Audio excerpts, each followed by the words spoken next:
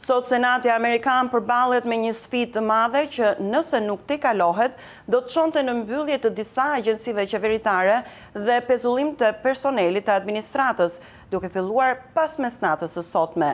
Senatorët duhet të vendosin nëse do të mbështesin ose jo një projekt ligj të miratuar këtë javë në dhomën e përfaqësuesve, të mbështetur nga republikanët dhe që kundërshtohet fort nga demokratët.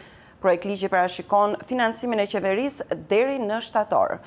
Për të mësuar më shumë mbi shanset që ka projekt ligji për buxhetin për të miratuar si dhe qëndrimet e palëve, po lidhem me kolegen Menada Zaimi, e cila po ndjek zhvillimet në Kongres. Menada, fillimisht çfarë përmban projekt ligji për buxhetin dhe qëndrimet e palëve në vija të trasha?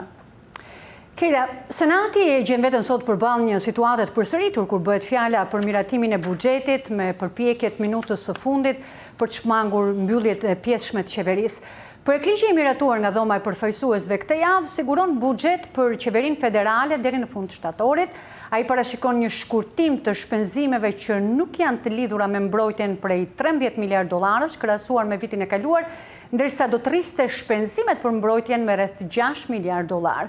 Republikanët thonë se projekt ligji mbulon prioritetet për cilat presidenti Donald Trump u votuan 5 nëntor.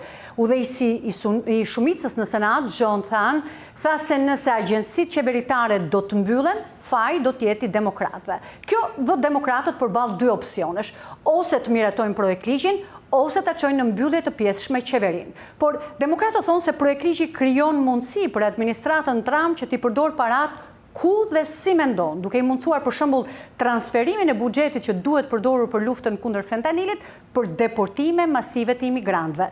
Sot udhëheqësi i demokratëve në Senat, Hakeem Jeffrey, në një deklaratë përbashkët me disa ligjvënës të tjerë demokratë në pozicione drejtuese, tha se projekt ligji do të jap presidentit Donald Trump dhe biznesmenit Musk edhe më shumë fuqi për të vazhduar shkatrimin e qeverisë federale, goditur programet si ai i sigurimeve shoqërore apo ai i sigurimit shëndetësor ofruar familjeve me të ardhura të ulta ekonomike.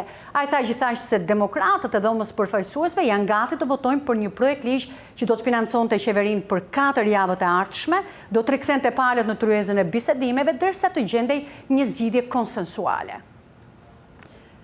Menada, duket se projekt ligji është ndërruar në një mollë sherri brenda demokratëve pas një deklarate që bëri dje kreu i demokratëve në Senat Chuck Schumer, i cili tha se do të votojë pro ti për të mos rrezikuar një mbyllje të qeverisë që mund të ishte edhe më e dëmshme se vetë dëmi që do të shkaktonte projekt ligji për buxhetin. A ka ndryshuar ai qëndrim sot dhe cili është qëndrimi atyre demokratëve që nuk mendojnë si ai? Udhëheqësi i pakicës në Senat, Chuck Schumer, duket se është shkëputur nga linja që mbështesin pjesa më e madhe e partisë së tij. Zoti Schumer thotë se demokratët nuk mund të lejojnë mbylljen e qeverisë pasi sipas tij një mbyllje do të jepte më shumë pushtet presidentit Trump, pasi do të jepte administratës mundësi të bënte një rishqyrtim të gjitha agjencive, programeve dhe personelit që mund të konsiderohet thelbësor, duke pezulluar punonjës të administratës pas një premtim se ata mund të rikthehen sërish në punë. Mediat amerikane njoftojnë se planet e tij zoti Schumer i bëri të ditura gjatë një dreke private me demokrat, ku tha se i kishte votat e mjaftueshme për të ndihmuar në kalimin e projekt ligjit për buxhetin republikan. Pas këtij ndryshimi në qëndrim të zotit Schumer, duket se është rritur presionin ndaj tij, kryesisht nga ligjvënësit progresist demokrat që thonë se nuk mund të procedohet sikur të jetë një situatë normale, ndërsa presidenti Trump dhe biznesmeni Elon Musk sipas tyre po shpërbën agjencitë dhe programet kritike. Ndërkohë, sot presidenti Trump përshëndeti qëndrimin e zotit Schumer në një postim në median sociale, duke i quajtur atë veprimin e duhur dhe gjithashtu të guximt. Ai tha se rrëzimi i projekt ligjit në Senat do të ishte shkatrues për vendin, ndërsa miratimi mund të çonte në diçka të madhe për vendin në një drejtim apo fillim të ri, siç e quajti ai. Menada, republikanët kanë shumicën në Senat. A mundet ta miratojnë ata pa ndihmën e demokratëve buxhetin? Keda, përgjigjja e thjeshtë është jo.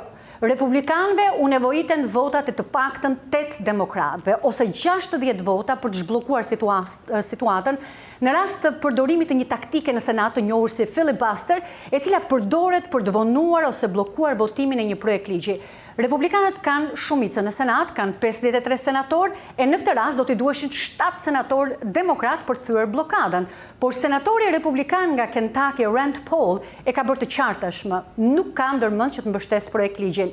Keita, orët në vazhdim do t'jenë përcaktuese për fatin e projekt ligjit për buxhetin, nëse ai do të miratohet apo nëse do të shkohet në një mbyllje të pjesshme të qeverisë, duke filluar pas mesnatës sotme. Menada, faleminderit për gjitha këto informacione.